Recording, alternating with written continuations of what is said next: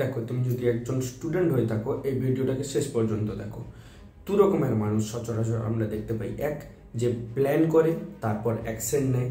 আরেকজন মানুষকে দেখি যে ফার্স্টে অ্যাকশন নেয় তারপর সেই মোতাবেক তারা প্ল্যান করে। তোমার কি মনে হয় কে বেশি সফলতা অর্জন করতে পারবে? এই দ্বিতীয় ব্যক্তিটা, যে আগে অ্যাকশন নেওয়ার দিকে ফোকাস করে তারপর সে তার মোতাবেক প্ল্যান রেডি করে।